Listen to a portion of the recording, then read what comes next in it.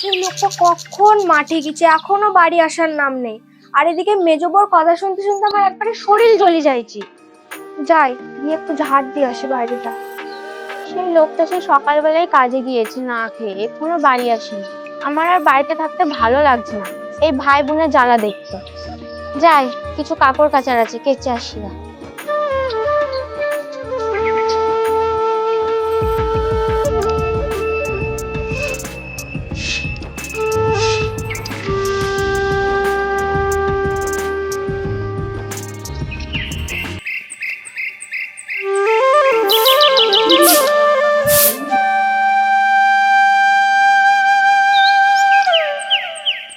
জানো তো আমি আর বাড়িতে একা একা থাকতে পারছি না। তোমার মেজো বৌমা ভাই বোনেরা আমাকে সারাদিন কিটকিট করে।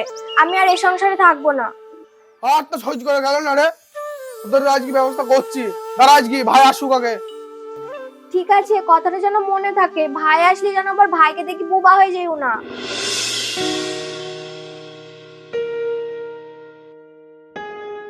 আমার আর ভালো লাগছে না, বড় বউ সারাক্ষণ আমার পেছনে লাগবি, সারাক্ষণ আমার সাথে ঝামেলা করবি। আমার আর ভালো লাগছে না এখানে থাকতে। খেলে গো, তুমি আবার একা একা কাকে বকছো? তা বক বক করবো না? তুমি বাড়িতে তোমার ভাই বোনকে রেখে দিচ্ছ গুণবতী, সারাক্ষণ আমার মাথাটা যে চিবি চিবি খেয়ে নিচ্ছে। তুমি তাড়াতাড়ি আলাদা হবা, আর কালকে আমি নিয়ে এসে সব সম্পত্তি ভাগ করবা, নাহলে কিন্তু আমি মায়ের বাড়ি চলে যাবো। আমি স্কুলে গেলাম। ঠিক আছে ভাই, সাবধানে যা।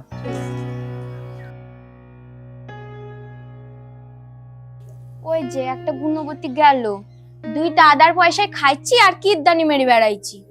চুপ করো। তোমাকে সাহস কে দিল আমার দাদা আর ভাইয়ের উপরে কথা বলা? আমরা আলাদা হই আর না হয় তোমাকে দেখতে হবে না। ঠিক আছে, তাহলে তুমি সম্পত্তি ভাগ করবা না তো? না, করবো না। ঠিক আছে, তাহলে আমি মায়ের বাড়ি চলে গেলাম। বৌদি 100 টাকা দাও তো, বাজারে যাব, কিছু কেনাকাটা করা আছে।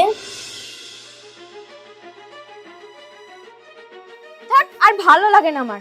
তুই বৌদির কাছে তো টাকা নাই, তাই জন্য আমার কাছে 500 টাকা ছিল না, তো যা কেনার নিয়ে নেবে, ঠিক আছে? এইসব মেয়ে ছেলে যাইতে হইলো আলাদা। আমার ভাই বোন গুলা কত ভালো, আর সব মেয়ে ছেলে যায় সারাদিন কিটকিট করেই যাবে। তাহলে আমি মাঠে যেটা শুনছি সেটাই সত্য হইলো। ওই কম নিয়ে যাচ্ছ তুমি আবার? কোথায় যাচ্ছ মানে? তোমাকে তো আমি এক্ষুনি বললাম যে আমি মায়ের বাড়ি চলে যাব, আমি আর এই বাড়িতে থাকবো না।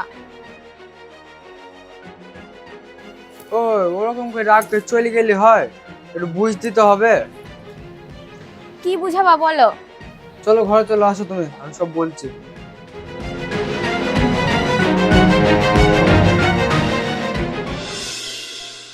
আচ্ছা, তোমার সমস্যা কি? এবার আমাকে সব বুঝি বলো। বলো আমাকে, কি সমস্যা তোমার? আমার সমস্যা হচ্ছে আমার আর এই বাড়িতে থাকতে ভালো লাগছে না। আমি তো তোমাকে সবই গুছিয়ে বললাম, তাও তুমি বুঝছো না। তোমার কথা তো আমি সবই বুঝছি, কিন্তু আমার ভাইরা তো এরকম না। আমার ভাইদের ছাড়া আমি কি করে থাকবো বলো?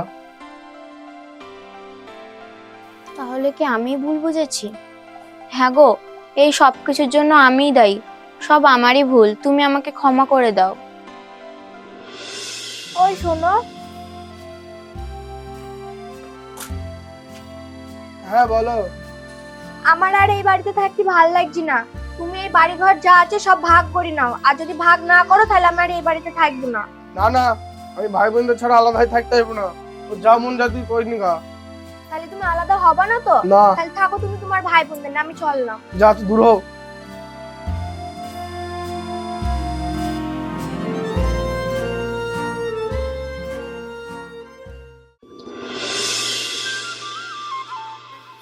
দাদা, তোর সাথে আমার কথা ছিল। হ্যাঁ, কি বলবি বল। জানিস দাদা, বড় বৌদি বাড়ি ছেড়ে চলে গেছে। চলে গেছে মানে? কোথায় গেছে? তা তো জানি না কোথায় গেছে। সে তোদের সাথে আলাদা হইতে বলছিল, সেটা আমি মেনে নিতে পারিনি বলি সে চলে গেছে। সে আবার কোথায় গেছে বল? বাপের বাড়িতে যাবে। দাদা, তুই বৌদিকে যেমন ভাবে হোক বাড়িতে ফিরে নিয়ে আয়গা। এই সব কিছুর জন্য আমিই দায়ী, আর যদি আমি এটা না করতাম তাহলে এসব কিচ্ছু হতো না। তুমি কিছু করো তো বৌমা, সবই আমার কপালের দোষ। দাদা, তুই কান্দিস নি, দেখ আমরা সবাই মিলে যাবো, গিয়ে বৌদিকে নিয়ে আনবো। সব দোষ যখন আমিই করেছি, বৌদির কাছে ক্ষমা চেয়ে আমি বৌদিকে বাড়ি নিয়ে আসবো। তুমি আর টেনশন করো না দাদা।